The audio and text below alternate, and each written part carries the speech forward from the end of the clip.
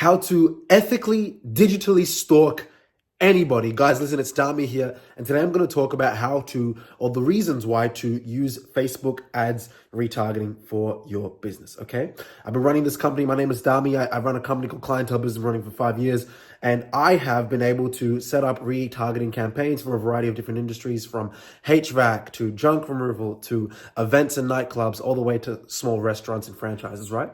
So with 5 years experience, I can tell you the do's and don'ts of retargeting, but I'm going to give you 3 reasons why you should do it. Okay, so as I said, my company is called CB. Today we're going to talk about retargeting.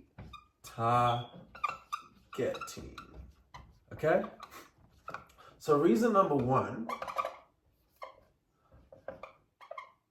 is you're able to target people based on website visits. So I'm just going to write website V's. Okay, so what I want you to imagine is you have, let's just say, 1,000 people going to your website every single month. And, some of them are going to convert, some of them are not going to convert. Maybe you're already running Google and Facebook ads and you're pushing traffic to your website. Great. You're a step above the rest. But here's where you get to that next level.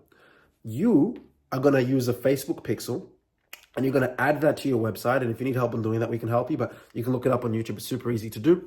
And the Facebook pixel is going to start accumulating data. And it's going to accumulate data for the most part in segments of 30 days, 60 days, 90 days, 120 days, 180 days, a year, etc. And it's going to get stronger and stronger and stronger over time. Now, with website visits, you're going to be able to, with this pixel, target people or retarget people that have already came to your website before. And you can actually set up a different campaign for these people. So you might have an ads campaign that's for, everyone, just to push them to the website or push them to your landing page or your survey funnel or form, if you're in the service business, and maybe to your hero product page if you're in e-commerce. And that's great. But what you also can do is you can now set up an ads campaign that's going to be distinctively for the people that have already visited your website based on Facebook's data. So for example, in my situation, we did this years ago for one of our campaigns. I was like in a dark room and I like made sure my eyes were like red. Like I put stuff in the eyes to make my eyes red. And I was like, guys, save me, save me. You've seen my ad, but you haven't clicked and it was like distinctively only for the people that already had come to my landing page or website before. And that obviously led to a higher rate in people then going back to our website and finishing their sign-up process. So that's the first reason, or the first way you can use a Facebook retargeting. Now, the second thing you can do is you can use it with videos. So you can have people video watch. So I'm just gonna write video watches, W for watches. I know it's a bit blurry, guys. I'll clean it up next time. So you can also retarget people on Facebook based on the length of time they've watched your video. Now, it might vary, but like in 15 seconds, 30 seconds, a minute, etc., a minute plus or whatever, Facebook's gonna give you the different parameters.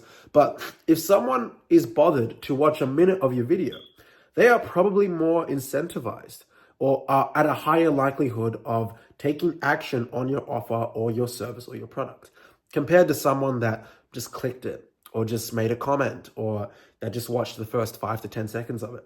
But again, using the Facebook pixel and using retargeting, you can target people that have already watched a certain length of your video. And again, you can have a separate campaign. You can create a separate ads campaign for distinctively that person. Listen, the ad can be like this. Hey, listen, let's just say I had a clean an NDIS business. If you're getting this ad, you've probably watched half of our video. So let me explain more concisely what exactly we do and how it can help you in 15 seconds. Boom. If I'm getting that out of my phone, I'm like, these guys are good. These guys are next level. And you are next level because these are the little attention to details that separate you from the competition. We actually did this for a few politicians in Australia in 2020, and one of them got re-elected as mayor in Victoria. I'm not going to mention what area she was in, but our stuff works, right? Because again, it's just based on maths, right? So website visits, video views, right? Video watches. Now, the third thing that you can do, lookalikes. And this is where some money is. So lookalike audiences, lookalike A for audience, okay? So a lookalike audience is where Facebook's like, look, this is the data of your audience based on your website and the Instagram traffic and all that stuff.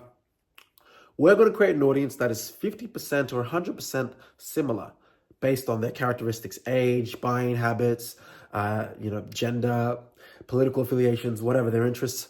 And we're going to give you another audience that's very similar to them, that you can then use to add to your campaign, or you can then use to create another ad campaign for.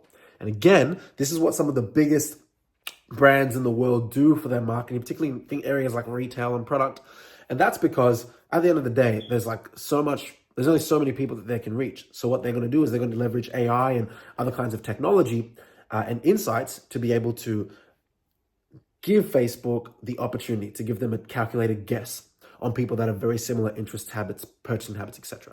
And more than often, those lookalike audiences are extremely effective, not just financially, but also as a part of the intellectual property of someone's company. Because if you look at someone's company over 10 years, right, and they're running Facebook over a decade, if they have, as an example, 10 lookalike audiences, a Facebook pixel that's ridiculously strong, and all these different ad creatives that have been proven to work over 10 years, that is a much more sellable company as an asset, because they have all different IP and intellectual property that is specifically tailored to that business model and that business. But if you're just another company that's running an ad that you saw from a YouTube guru or even my team, and you're like, oh, this works, but like that's the same ad that everyone uses, and you don't have much data to track it. You didn't set up the Facebook pixel. You don't have website visits tracked, video views tracked, lookalike audiences tracked. Well, you're considerably less sellable compared to the person that did track all those things. So this is really, really important, not just to make you money and to grow, which is step number one, obviously, but also to make you a sellable asset. You know, if you're a business owner, the likelihood is you probably thought about selling one day. You know, I'm 24 years old. I'm 25 next month. My goal is to give marketing agency that business model at least 10 years. So I'm going to be around for at least another 5 years in the marketing agency business model. And then potentially I might look at, you know, M&A and selling the business, right, for a big multiple. But I've already got data, right, from when I was 19, guys. So that's my advantage. And that's, again, part of the reason why people come to us, because I can just show them the maths. This is our churn rate. These are our stats. Here's how long it takes for the average client in this industry to grow. Here's why we start with SEO and then we do paid ads, so we can figure out which keywords can help the ball roll.